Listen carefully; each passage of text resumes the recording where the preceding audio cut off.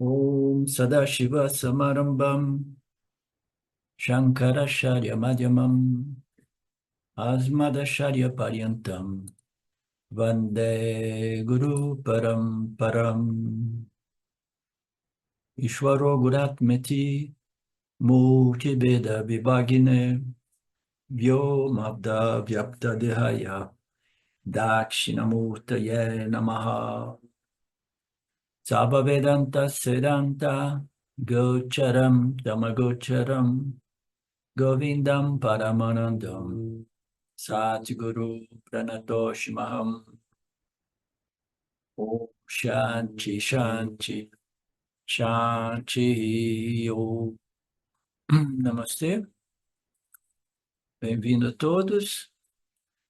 Mais uma semana, mais um final de semana, passa tão rápido, né? Não sei se é assim para vocês, mas para mim voa. É.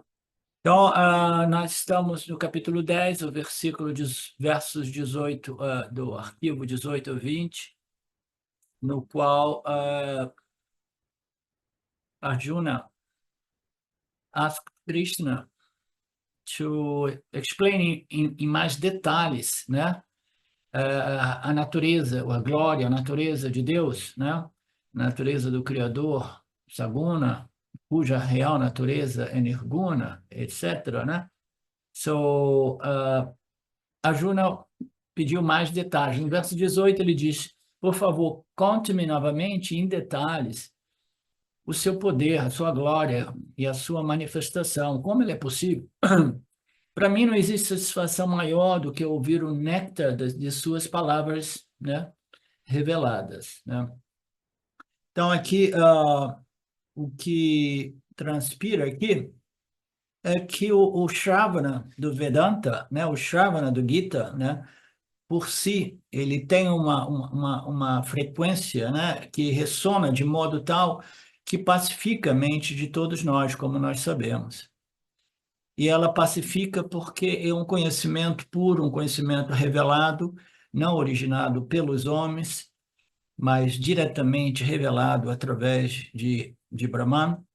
E essa revelação é simplesmente explicações, né, ilustrações do que seja a natureza de Deus. Como eu tenho enfatizado de novo e de novo, a importância de nós conhecermos a natureza de Deus, primeiro é que isso faz de nós Karma Yoga. Karma Yoga é aquele que integrou Deus na sua equação de vida e começa a colocar um esforço, né, para compreender. Isso vai muito além do devoto a nível de rituais e cerimônias, né?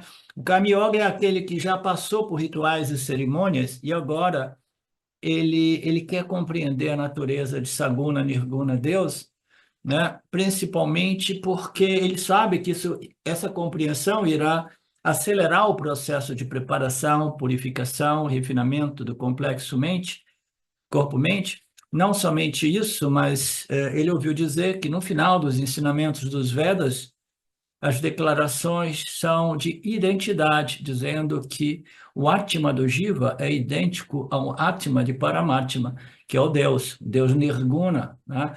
Então, a necessidade de realmente se tornar um Jiva, uma pessoa religiosa, espiritual, é elementar, é básica, é fundamental, né? Porque somente assim o ego vai ser mantido sob controle. Ele vai simplesmente se resolvendo no Criador, né? Antes que ele possa conhecer que, na verdade, esse Criador, que é uma coisa gloriosa, né? Incrivelmente gloriosa, né? Em termos de inteligência, né? Esse Criador nada mais é do que a minha própria natureza, Nirguna Brahman, né? Como eu costumo explicar, o Jivatma jamais pode reivindicar a sua natureza como o conhecimento de tudo, né? A onisciência de Deus, do Criador, Saguna.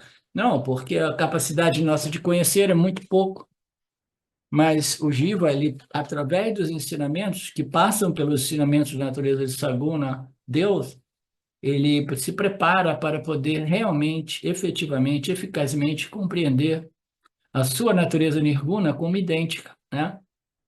Então, para o Vedantino, ouvir todos os ensinamentos diretamente da boca do Krishna Guru, né? Seja, qualquer que seja o expositor, né? O professor expondo, né? E comentando, é simplesmente uma música divina, uma melodia divina, entendeu? Porque ela ressona com a verdade, ressona com a realidade, ressona com aquilo que nós somos, no final das contas, né? Então, a Juna está dizendo isso, né? Não existe música melhor para os meus ouvidos, né? Este é um néctar, néctar das palavras de Deus, as palavras divinas, celestiais. Então o Krishna, né? Antes disso, ele foi lisonjeado, ele foi paparicado por Arjuna, porque Arjuna, ele quis estender o capítulo 10, né? Fazendo mais perguntas, querendo explicações minuciosas, né, a respeito de como Deus, como Bhagwan, como Ishvara, como Brahman consegue essa projeção, né, tão brilhante, tão estruturada de modo tão inteligente. É um milagre, realmente, né, que às vezes eu me refiro como o milagre da vida, né? A gente não tem ideia do que seja a vida. A minha é uma coisa mais absurda, essa galera aí da inteligência artificial querendo substituir Deus. Ele não sabe fazer nada, nada, nada, nada, né? Aqui, qualquer coisinha, qualquer insetinho, no micro e no macro, entendeu? Tem um corpo sutil ali, tem um sistema, né, de sensorial. Como é que a inteligência artificial ousa querer substituir Deus, entendeu? A mim é simplesmente um computador que processa dados e apresenta respostas com base naquilo que foi alimentado no sistema dele, né? Mas, em suma, ele pediu explicações mais detalhadas, mais abrangentes e etc, etc, né?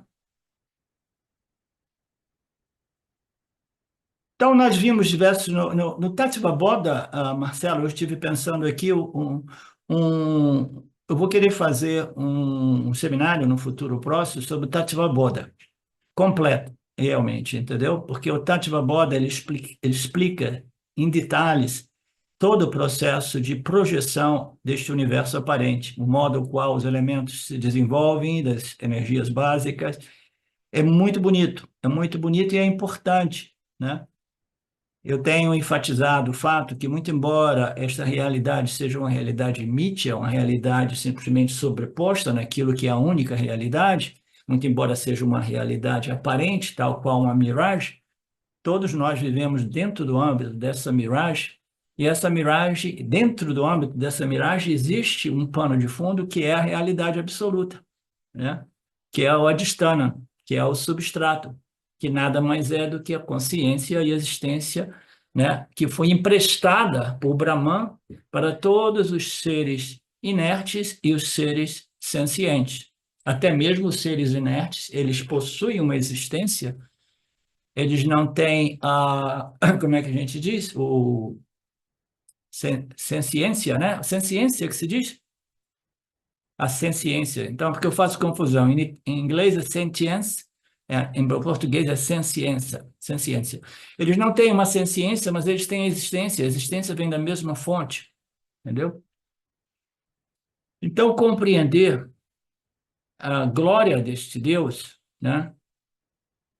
Sabendo que a partir deste princípio que é uma causa do universo sem fazer nada, e nada causou esse princípio, né? Porque ele é fora do âmbito do espaço e do tempo, né? E da causalidade. Somente dentro do âmbito do espaço e tempo existe as leis, a lei mais fundamental, que é causa e efeito, causalidade, né? Não, Brahman é fora de tudo isso, ele é livre de atributos, né?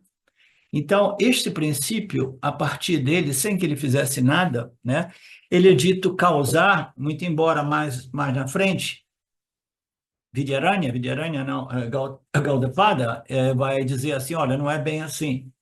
Não existe realmente uma criação do universo, porque esse universo não é realmente real, né? Aí a gente diz, então tá, então não quero saber de estudar esse universo. Não, você precisa estudar esse universo. Ele não é realmente real como Gaudapada nos revelou, né, em seus comentários, mas nós temos que lembrar que no finalzão lá dos últimos Karikas, Gaudapada 6. E agora vamos apresentar as nossas prostrações para esse Criador e essa criação. Então, no final, ele traz de volta o Criador e essa criação como se ela realmente existisse, e ela existe, aparentemente, como Namarupas. O objetivo aqui não é jogar a criação e o Criador pela janela, né? Porque se a gente jogar a criação e o Criador, a gente joga o Jiva também. O Jiva é um dos três pilares nesta projeção aparente. Mas todos esses três pilares existem no âmbito daquilo que é a única realidade absoluta, que é a consciência, tá? A consciência que nos vivifica, né? Que nos permite essa senciência humana, né? Então, ele fala aqui numa parte do Taittiriya Upanishad, a partir deste Brahman, desta consciência, existência, que é a existência, o ser, o espaço foi manifesto. Manifestou-se o espaço manifestou o ar manifestou o fogo a água, e assim por diante, né? Então, vocês devem lembrar um pouco desses ensinamentos para aqueles que não estudaram. Eu não posso, eu acho que eu pedi para você, né, Marcelo, tirar todas aquelas classes minhas de 5, 6, 7 anos, que eram mais superficiais, né? E talvez o Tattva Bodha tenha sido removido também, muito embora tenha um monte de pessoas que chegaram no Vedanta através daquelas exposições mais superficiais, entendeu? Mas eu quero fazer realmente um Tattva Bodha bem feito, né? Então, nós sabemos que a partir, né, desta inteligência absoluta, que é Sattva Guna, né, que é Brahmana aparecendo como Saguna, Atma Saguna, ser, né? O espaço se manifesta, né? Então, o espaço é a primeira modificação que ocorre dentro do âmbito de Maya, né? Então, você sabe que o espaço ele possui uma característica, um atributo, né? Que é o som, né? E aí aí o espaço vai produzir o ar vai ter duas características, né? Uma é a sua inerente, o outro é emprestado do espaço, né? Então, o fogo, a água, tudo assim. Então, quando você chega na Terra, né, nesta Terra sólida, né? Nós temos a Terra com cinco propriedades, sendo que o cheiro, né, que é a propriedade inerente à Terra, é inerente à Terra, e os outros são todos emprestados dos outros elementos. Então, um ensinamento lindo, maravilhoso, que é citado aqui brevemente no Itaitiria, né? E aí, da terra brotam as ervas, das ervas, os alimentos, e dos alimentos nascem os homens e as mulheres, né? Então, tudo isso dentro do âmbito desta ordem aparente desenhada, né, e desenvolvida de modo incrivelmente, né, incrivelmente inteligente. Então, essa potencialidade que existe em Brahman, né, é chamada aqui por Shankaracharya de yoga. Swami diz que nos lembra que recentemente ele disse que uma potencialidade, qualquer que seja, ela existe como potencial, ela não é visível ainda, né? Ela pode ser inferida, né? Mas ela não é ainda perceptível, né? Qualquer potencial que exista pode ser inferido, mas jamais pode ser acessado diretamente através dos órgãos dos sentidos, né? Você pode inferir, né? Do mesmo modo que nós podemos inferir as nossas vasanas a partir do efeito, né? Quais são os efeitos? Os meus pensamentos, as minhas palavras, as minhas atitudes, as minhas ações, eu posso inferir o tipo de vasanas eu estou sendo governado por, né? Então, a potencialidade, ela pode ser inferida, né? Isso é chamado de yoga, né? Yoga é simplesmente a capacidade que a gente tem de conectar aquilo que é a causa potencial, né? Então, a causa potencial aqui, no caso da manifestação do universo, é a causa inteligente, através do qual, né, a Brahman, em association, né, com Maya, sem esse poder de Maya, nada é possível. Aí ele produz o quê? Ele produz um efeito que é o espaço, e a partir do espaço, os outros elementos. Depois dos elementos primários, vem os outros elementos secundários. Aí depois vem, né, a configuração, né, dos outros elementos físicos, químicos e etc., né? E aí nós temos um universo de uma infinidade de Namarupas, né?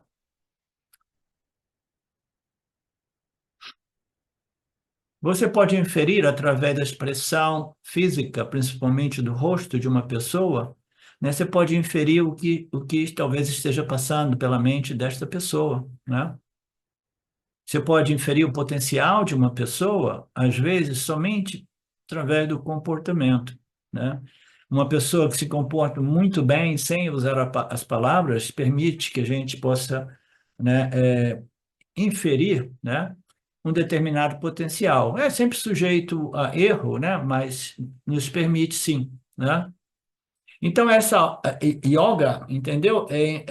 Essa capacidade de contatar aquilo que é a causa potencial, a causa, né, que produz um determinado efeito. Bhagwan, que é outro nome para Ishvara, tem poderes infinitos. Como é que você vai saber dos poderes de Brahman? Através da manifestação deste universo. Então, o cosmos é uma prova do poder infinito do Senhor. Então, da onde começa este mundo aparente, né? Ele inicia da Brahmana, da Bhagwan, que nada mais é do que Maya Shakti, né? Aí é que nós entramos nesse campo de palavras e expressões que vão se desdobrando na tentativa quase impossível de explicar aquilo que é incompreensível para o intelecto humano, e através das revelações, ainda assim, essas palavras são apresentadas, né? Entre elas, de Maya, um poder que existe, né, em muita intimidade com a consciência, muito embora ele pertença à Mitya, entendeu? Então, é a sementinha mais fundamental de Mitya é Maya. Então, a consciência Brahmana, a existência Brahman, Satchitananda, não é capaz de fazer nada, de criar nada. Você precisa de um próprio elemento que pertence à Mitya, que é Maya, para produzir o quê? A causa inteligente, Sattva-guna, a causa material, Tamoguna, e a causa energética, Rajoguna, de modo que o Criador, puf, possa manifestar este universo. Então, por que é que Shankaracharya utiliza essa expressão yoga? Yoga, como nós sabemos, tem yoga significa conexão, combinação, né, união, tem diversos significados. Em geral, significa conexão, tá? União, conexão, tá? Eu faço yoga porque eu quero me conectar com o meu ser superior, com Deus, ou como, assim como queiramos conceber esse conceito de yoga, né? Então, aqui ela significa uma combinação. Combinação de quê? Combinação das três energias, tá? Sattva, Rajas e Tamas são os atributos naturais, né, de Maya, né? Como eu digo frequentemente, os gunas de Maya são sobrepostos naquilo, né, que é Nirguna Brahman para produzir Saguna Brahman, para produzir todos os Jiva-atmas, etc, etc. Então, os três gunas juntos, eles configuram, constituem um fio, uma corda, né? Uma corda com três fios, que seria melhor dito, né? Então, é exatamente assim. Maya é como uma corda com três fios. Por ser uma mistura, uma combinação de três fios, aqui Shankaracharya aborda referindo a Yoga, né? A mistura dos três fios misturados. Então, este é o potencial de todo o universo. Numa outra expressão muito usada por nós, nossa Sampradaya, é que as três energias são os tijolinhos de construção do inteiro universo, né? Porque tudo nasce a partir desses três princípios, que nada mais é do que os gunas de Maya, né? Mas você, embora você tenha essas três energias, esses três princípios, né? Você ainda assim precisa de um princípio, um ser extremamente inteligente, que é puro Sattvaguna, né? Nós costumamos, as escrituras costumam dizer que Maya, a princípio, tudo que existe abaixo da linha de Mithya são energias inertes, tá? No plano do mais sutil, são energias, tudo é inerte, nada contém realmente, inerentemente, a consciência. A consciência existe somente inerentemente a consciência, a Brahman, né? A Nirguna Atma, né? Então, aqui, quando a gente diz que as três energias são os blocos de construção, né? Que tudo parte, sim. Ainda assim, nós precisamos de um ser inteligente. Então, quando nós dizemos que Ishvara é um aspecto dos gunas de Maya dominado, né?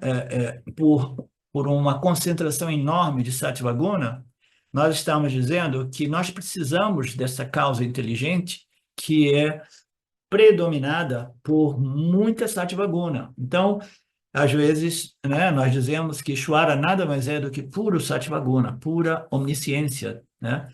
Pura omnipresença do ponto de vista material. Mas, então, essa causa inteligente é puro Sattva, digamos assim, né? Então, Maya é fundamentalmente energia inerte e Ishvara é energia inerte? Sim e não, né? Por quê?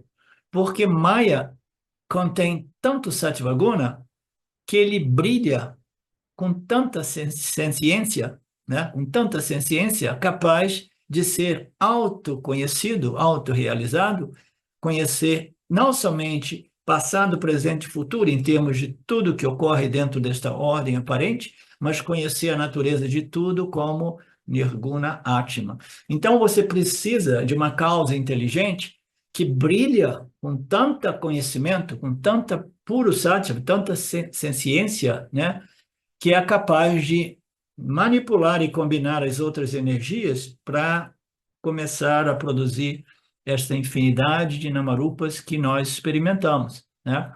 Então, nós temos a Maya como esse potencial, através do qual a primeira entidade é uma entidade realmente, né, que é puro Sattvaguna, a causa inteligente, e a causa inteligente irá configurar outros objetos. Entre outros objetos, vai ocorrer o quê? Vão aparecer os seres sencientes, né? Cachorros, gatos, insetos, formigas, galinhas e peixes, né? E entre os seres sencientes aparecem os seres humanos nesse planeta, né? Então, estes seres humanos, eles têm algo em comum com Brahman, não Brahman, Ishvara, né? Saguna Brahman ou Ishvara. O que que é? Eles brilham com uma certa senciência, né? Só que o brilho de Ishvara é um brilho que permite o conhecimento de tudo, conhecimento da realidade, da real natureza de tudo que existe em Mithya, que naturalmente inclui a própria natureza desta causa inteligente, ou assim dito, criador Ishvara, Saguna Ishvara. Você compreende tudo isso, Poliana? Mais ou menos, né? Você esteve um pouco distante por um período de tempo. Mas tudo vai fazer sentido muito rapidamente, considerando o quanto inteligente você seja. Então, nós temos agora essa situação na qual os seres humanos aparecem e eles têm algo em comum com Ishvara, o que é? Eles também têm esse famoso brilho chamado senciência, e neste caso é uma senciência humana, porque as minhas galinhas também têm senciência, mas elas têm uma senciência pouco inteligente, né? Eles são programas que respondem aos estímulos do meio ambiente, mas de forma mecânica. Eles não têm realmente uma mente consciente que permite as escolhas conscientes, né? Muito frequentemente referido como o livre-arbítrio, né? Então, tem alguma coisa em comum com o Jiva-Atma e Ishvara-Atma, como o criador Saguna, Guna-Atma, né? Mas a única coisa que é semelhante aqui é que eu brilho com uma senciência e Ishvara brilha com uma senciência total, que permite o conhecimento de tudo. E ele não é uma entidade movida por karma e ele não possui um corpo físico. Por quê? Uma entidade que é constituída por quase que inteiramente por Sattva Guna, ela não possui bastante Rajoguna e Tamoguna para que um corpo físico grossifique. Você entende? Então, é um ser, né, não manifesto fisicamente, mas feito de uma senciência, numa concentração enorme, que permite o conhecimento de tudo. E nós temos a nossa senciência humana que nos permite o conhecimento de pouquíssimo ao nosso redor, mas ainda assim, com a ajuda das escrituras, nós temos o potencial de obter o único conhecimento que resolve a problemática humana, que é o autoconhecimento. Você entende tudo isso, né, Betânia? Hum? Hum?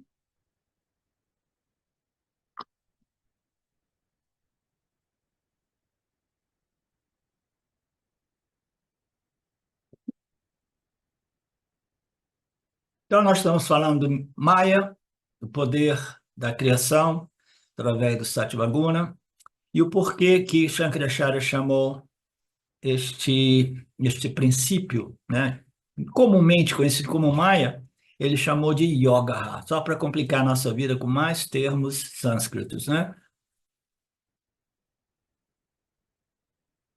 Portanto, Maya deve ser inferido. Uma das coisas mais difíceis é você compreender Maya quando você entra nas águas mais profundas do Vedanta, né?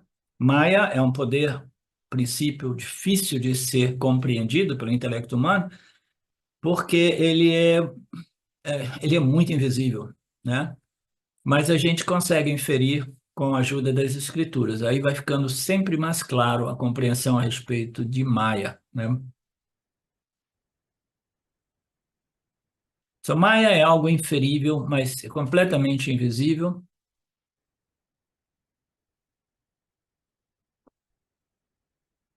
Maya ou Yogaha existe, é a potencialidade, né?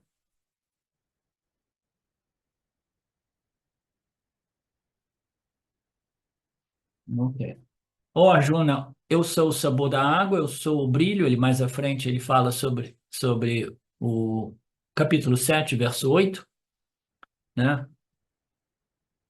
Sempre em relação a seus poderes, a sua glória como Criador, né?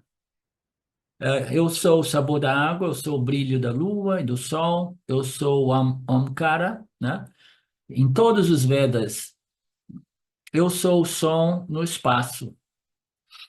Eu sou aquilo que existe de humano nos humanos, eu sou aquilo que existe de bom nos humanos, e eu sou aquilo que existe de mal nos humanos, né? Então, todos os pares estão à disposição, mas quando nós queremos observar a descrição da glória do Senhor, as escrituras nos apresentam os aspectos mais positivos. Mas isso é uma isca para nos atrair nesta busca pela compreensão da natureza de Deus, né? Aí ele continua dizendo: eu sou o lindo, maravilhoso sabor da água,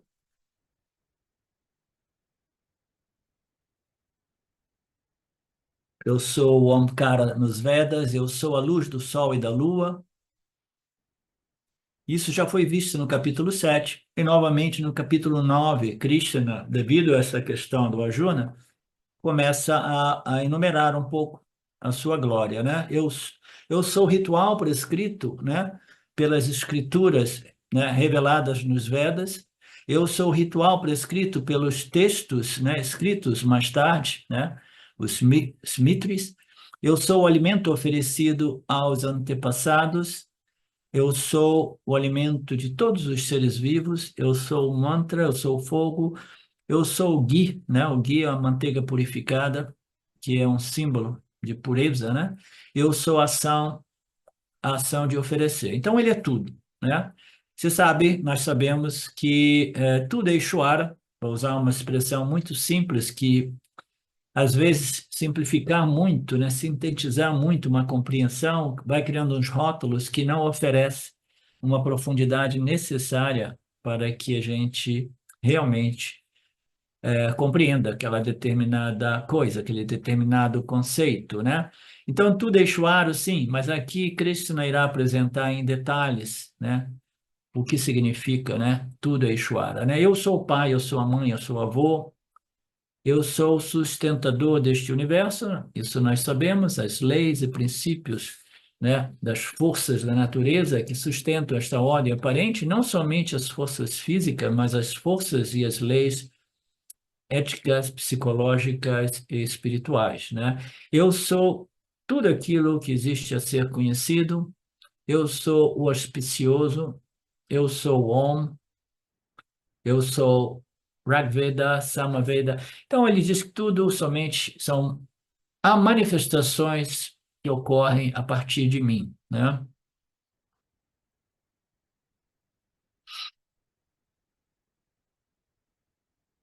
Então, o Swami aqui diz assim, imagine que o professor Krishna ensina tudo isso para Arjuna, e aí Arjuna, de novo, no capítulo 9, faz a mesma pergunta, né? Como é que o Krishna Guru se sentiu nesse ponto, né? Então, o Dayananda costumava dizer, né, que tinha um músico que cantou uma estrutura melódica com um ciclo específico de batidas, né, um refrão, palavra, esse é um refrão, né, em Mohammed Ragam. Ele fez esta batida de fundo de modo muito elaborada, com todos os Kalpana Svaram, improvisação e um talam específico, né? Então, tudo terminado e ninguém estava apreciando essa estrutura musical feita de modo tão brilhante, né? Era uma recepção de casamento e este músico, ele no final, ele falou, putz, ninguém apreciou porque ninguém nem notou, ninguém tem a capacidade auditiva de apreciar uma coisa tão divina, uma coisa tão, né, brilhante, maravilhosa, né? Somente uma pessoa estava apreciando e o músico ficou muito feliz, pelo menos eu tenho uma pessoa que realmente aprecia tudo isso, né? Então, essa é a historinha, a moral da história aqui. Então, e no final, né, Hagam Tamam Bababá, esta pessoa diz, só tem um pedido a fazer, eu que prestei atenção e ouvi tudo, cante novamente, né? Cante novamente. Então, é mais ou menos assim que Lord Krishna se sentiu, né? Ele cantou, né, a sua música divina e ele simplesmente no final encontrou um apreciador, que é raro encontrar um apreciador, né? Quando esta melodia é mais profunda, é mais refinada, é mais sofisticada, né? É mais sutil, né? Ele encontrou um e no final ele falou: por favor, cante novamente, porque eu quero mais. Isso é realmente divino, né? Então, como é que ele se sentirá com isso, né? Ele já falou de poderes manifestos visíveis no capítulo 7 e 9. Se a Juna pedir para que ele descreva mais uma vez os poderes visíveis, eu acho que ele vai dar chilique, né? Esse ponto, Krishna Guru. Qual é a utilidade de eu ficar ensinando isso para você, Arjuna, se você tem que perguntar para mim de novo, para repetir tudo, né? Arjuna sabia que Krishna ficaria meio brabo, e aí ele começou a bajular Krishna, né? Conte-me novamente, por favor. Você já ensinou, eu lembro, né? É porque isso é música, música divina para os meus ouvidos, né? Eu sei, mas eu quero ouvir de novo, né? Eu quero um replay, né? Uma repetição, né? Assim, antigamente, no drama e tudo, eles costumavam dizer mais uma vez, então, né? Assim, mais uma vez, né, eles apresentam aquele concerto, ou o que seja, né? Então, se é maravilhoso, eles dirão, por favor, bis, bis, você lembra dos grandes concertos nos velhos tempos? Ah, bis, bis, a audiência levanta, né? Bis, mais uma vez. Aí o grupo, né? A orquestra diz, oh, não, obrigado, obrigado, gente, e aí mais uma vez, aí, né?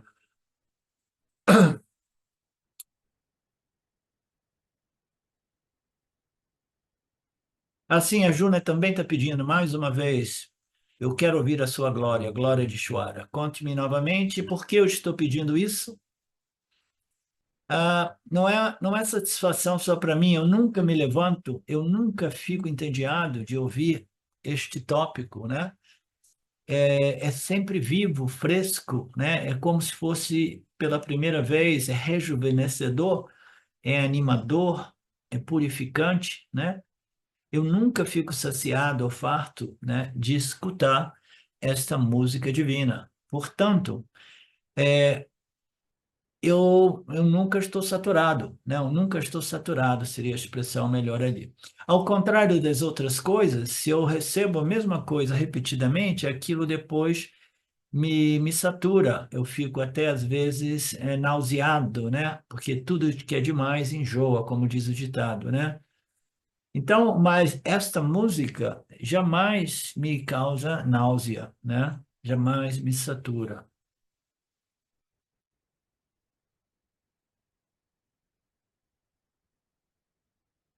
Porque acabou então aqui Shuara ouvir sobre os poderes manifestos da glória do Senhor, né?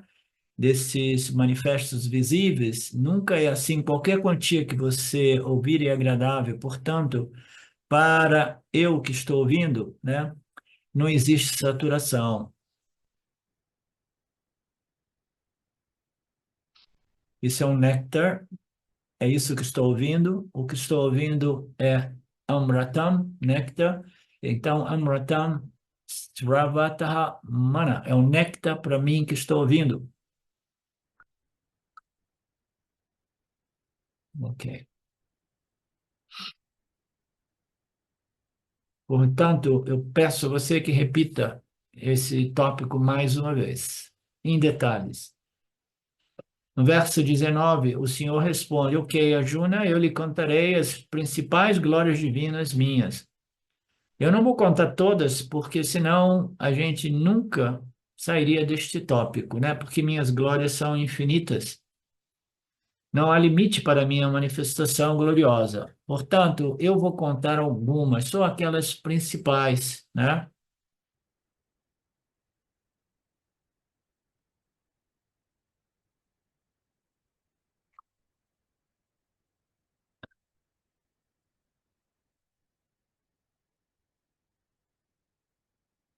Então, no verso anterior, o pedido de Arjuna a respeito da descrição das glórias de Ishvara, né? Esse pedido acabou. Agora, Krishna aceitará o pedido de Arjuna e dará uma lista enorme para a qual ele dá uma introdução.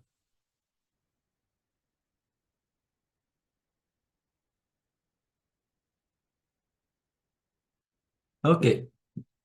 Bhagwan também certamente aceitará o pedido de Arjuna. Bhagwan é Krishna neste caso, né?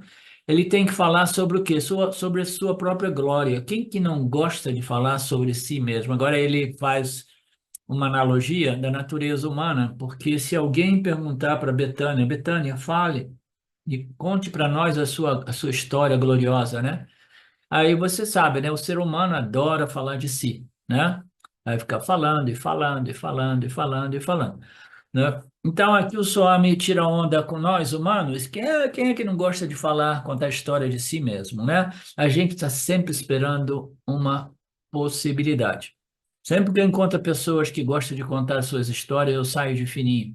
Suponha que eu diga, por favor, falem sobre vocês para mim. Vocês vão levantar e vão correr para cá imediatamente para pegar o microfone, né? Por isso eu não pergunto nada a vocês, né? Por isso eu também não pergunto nada de muito pessoal de ninguém, porque eu não quero saber da história de ninguém, né? Porque a história é sempre a mesma, né? É dramático, né? Viver sob efeito desta ignorância cósmica, a crença de que, né? A realidade, esse mundo é real, né? E os objetos deste mundo, os objetos de experiência, contêm a felicidade que buscamos. Aí, né? Mais ou menos todo mundo vai através os mesmos dramas humanos, né? Por isso eu não pergunto nada a vocês. E é por isso que mesmo que ninguém pergunte, eles perguntam, eu gostaria de apresentar primeiro, eu irei ao assunto, eles não... né? Isso é curioso, isso acontece, né? Agora não tem acontecido muito, não. As pessoas me contatam na internet, aí elas querem se apresentar a mim. Eu quase sempre digo, ó, muito brevemente, porque eu não preciso saber o nível de drama, o nível de ignorância, o nível de sofrimento seu, entendeu? Eu estou aqui neste relacionamento só para te ajudar a compreender a sua real natureza, livre de tudo isso. Então, seja breve, né? Seja muito breve em contar, explicar o seu drama, né?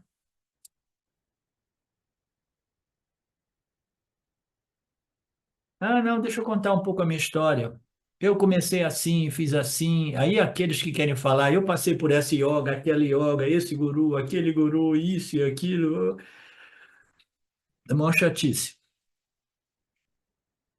A introdução vai durar no mínimo 45 minutos, porque as pessoas adoram falar de si. Elas se sentem no centro do universo. Mesmo que eu não tenha nenhuma glória, né? Ainda assim. E é por isso que todo mundo adora praticar Vedanta, ouvir Vedanta, porque Vedanta está falando sobre a glória de quem? A glória do Nirguna Atma, que é a sua real natureza livre de atributos. Aqui o Swami, ele nos apresenta um insight, uma sacação bacana. Por que que a gente gosta de ouvir tudo isso? Porque, fundamentalmente, né, para nós que já, vocês que estão nesse processo já há muito tempo, está falando de nós. Vedanta é sobre nós, né, sobre você, a sua real natureza, né, Satchitananda, né? Então, está falando da glória do Nirguna Atma, que é a nossa real natureza, né? Então, a gente gosta, né? A gente gosta, ressona como realidade para nós, né? Vedanta jamais vai falar da problemática dramática, psicológica, mental, né, humana, né? Por quê? Porque essa é a natureza secundária, aparente, né? Incidental, né? Vedanta vai falar daquilo que é a realidade absoluta, e antes disso irá falar sobre a natureza de Saguna Deus também, que é importantíssimo, né? Então, nós, né, naturalmente apreciamos falar de tudo isso, porque o Vedanta, quando nós chegamos no Vedanta, sabemos que tudo isso é sobre a nossa real natureza como Nirguna Atma, né? É a nossa glória, a minha glória, por isso que eu nunca canso de ouvir esses ensinamentos. E como eu deveria ouvir isso, né? E como você vai ouvir, ou como, ou de quem você deveria ouvir isso, né? Então, aqui tem uma passagem no Kaivalya, o Upanishad, que diz: somente de mim nasce tudo, em mim se estabelece, em mim tudo se dissolve. Eu sou aquele Brahman não dual, né? Então, essa é a glória. Nós não devemos nos apropriar da glória de Deus, né? Tudo nasce desta glória.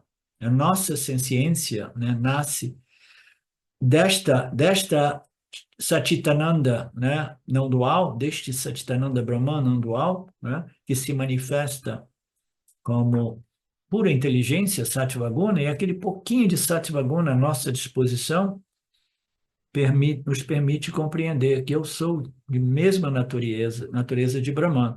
Tudo nasce deste Brahman, tudo se estabelece e é mantido a partir desta Satchitananda Brahman natureza em mim, tudo se dissolve. Eu sou o criador, sustentador e o dissolvedor, o destruidor. Eu sou a única realidade, eu sou o Satchitananda Brahman não dual. Você também pode reivindicar todas essas glórias como suas, né? Então, o Swami está dizendo, né, que todos os Upanishads dizem assim, você se libertar nada mais é do que você finalmente, efetivamente reivindicar a sua real natureza, né? Então, quando diz reivindique a sua glória, né, não significa que a minha natureza secundária, incidental, como complexo corpo-mente, é glorioso. Não. O que faz esse complexo corpo-mente glorioso é a glória da consciência, existência não dual. Então, é uma questão de compreender e não deixar o ego viajar, entendeu? As glórias pertencem ao que é a natureza superior de tudo e todos, que é Satchitananda Brahman, né? Eu tenho que reivindicar a minha glória, sabendo que a minha glória não pertence a este corpo-mente, pertence àquilo que é a consciência, né? Que, de qualquer modo, projeta, sustenta este complexo corpo-mente, me dando a potencialidade de obter o conhecimento. daquilo que é a glória de Brahman. É até perigoso dizer a minha glória, essas palavras eu e meu são perigosíssimas no âmbito da espiritualidade, entendeu? Então, a glória de Brahman, né? Então, nós podemos reivindicar, como assim? Eu reivindico que minha real natureza existe em Brahman, como Brahman, só existe Brahman. Aí você, não, não, aqui, ó, aqui tem um corpo-mente que nada mais é do que um instrumento de experiência, ele é feito de matéria inerte, mas o brilho de Brahman, da consciência, da ciência, ocorre também aqui. E este brilho me permite realmente compreender a minha real natureza absoluta ou intrínseca e reivindicá-la como idêntica à natureza de Brahman. Tudo é somente o Brahman. Então a gente pode esquecer de dizer a minha natureza, mas tudo nasce de Brahman e eu preciso reivindicar a minha natureza em Brahman, né? É uma construção, uma frase que nos protege mais um pouco. Eu preciso reivindicar a minha natureza em Brahman, como Brahman.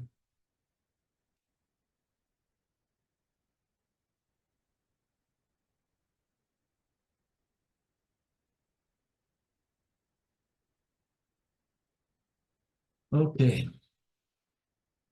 Nós sabemos que o autoconhecimento passa por um período de Shravana, de Manana, e Nididhyasana. Nididhyasana nada mais é do que um processo através do qual você reivindica a sua natureza em Brahman, como Brahman, a única realidade, né? E se você reivindica isso sem projetar os atributos de Maya que configuram, constituem a sua natureza incidental, corpo, mente, energia inerte, se você não transferir, então, essa reivindicação em Brahman como Brahman, ela irá frutificar como, esse sentimento, né, de ilimitação e de segurança, porque eu reivindiquei a real natureza deste complexo corpo-mente, que é a real natureza de tudo e de todos, né? Então, tudo isso para nos ajudar a manter o ego, não dá nenhuma possibilidade do ego começar a viajar, né? Ok, ele diz, eu vou enumerar, eu vou narrar as minhas glórias. E que tipo de glória? Glórias divinas que são extraordinárias. Eu não vou falar das minhas glórias mais perceptíveis ou mais materiais, né? Mais comuns, né? Eu vou falar sobre minhas glórias divinas. O que é essa glória divina, né? E ele diz assim: abrir a boca em si já é uma glória divina. Você está abrindo a boca, você está falando, você está ouvindo as palavras do Lord Krishna, isso é devido à glória divina, né? E Swami diz assim: você só vai saber valorizar, né, este abrir e fechar da sua boca quando você estiver numa condição na qual a sua mandíbula trava, né? Porque a glória divina deixou o corpo físico, né? Mandíbula travada significa, né? Você não consegue mais a fala. O corpo já entrou no processo de desintegração. Da mesma forma, qualquer coisa que fazemos regularmente, quando vemos alguém que não é capaz de fazer isso, então você de repente reconhece que o movimento das mãos é a glória dada pelo Senhor. Eu acho que foi na aula passada, o Swami estava dizendo, nossa, eu tenho, os meus rins estão bons, o meu fígado está bom, né? O meu intestino, o meu cérebro. Então, eu sou muito rico, né? Porque nos dias de hoje, fazer uma cirurgia de rins ou de coração, né? Custa uma fortuna, né? Eu tenho a capacidade de abrir e fechar as mãos, né? Isso aqui, né? É uma coisa, é uma riqueza, né? A glória do Senhor se manifesta através das minhas articulações, dos meus movimentos. Tudo isso é devido a essa glória. Ela parece ser ordinária, mas ela é divina.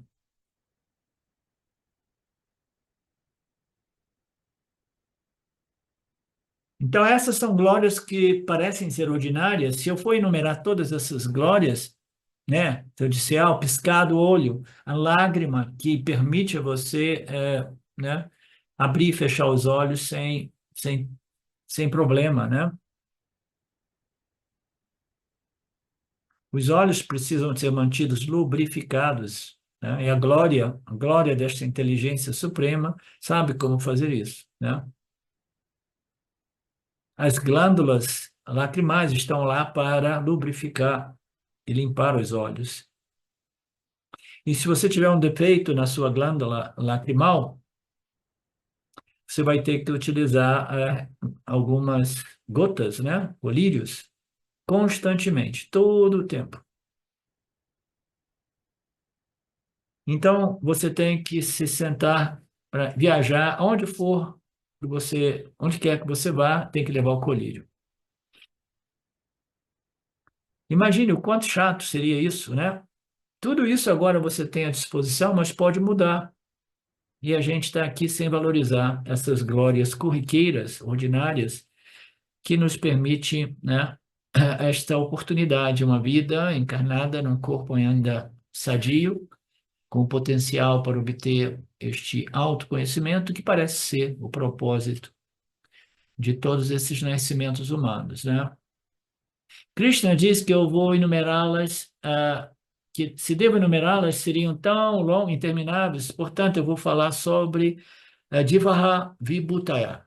Eu vou falar somente sobre as minhas glórias extraordinárias, né? E essas glórias extraordinárias, elas são tão sutis que nós vamos precisar utilizar símbolos, né? E é por isso que no Taittiriya Upanishad temos meditação em cada membro do corpo, para que não tomemos nenhum membro como garantido. À medida que envelhecemos, nós vamos compreender isso, tá? A gente vai valorizar isso. E, recentemente, eu me dei conta que eu estava com o meu joelho direito detonado, né? Surpreendentemente, né? Porque a gente não vai notando o declínio dessas juntas, né? E graças né, à minha associação com o Dr. Seabra, ele me orientou e eu fiz umas intervenções alternativas incrivelmente não invasivas que resolveu o problema do ombro, dos ombros, né, e do joelho, porque eu já não estava conseguindo subir, né, as escadas para ir para o quarto dormir, né? Aí você vai botando a mão na cabeça, meu Deus, olha como é que as coisas acontecem, aparecem assim quando você vê, né? Então, a gente precisa valorizar tudo isso é a glória do Senhor, né? Nos propiciando um, um corpo ainda bastante funcional, que nos permite, né, interagir, crescer, desenvolver e obter esta sabedoria espiritual. Então, vamos fazer uma pausa de 10 e a gente já volta. Om Purnamada Purnamidam Purnamudachyate Purnasya Purnamadaya Purnameva Vashishate Om Shanti Shanti Shanti Om Namastê.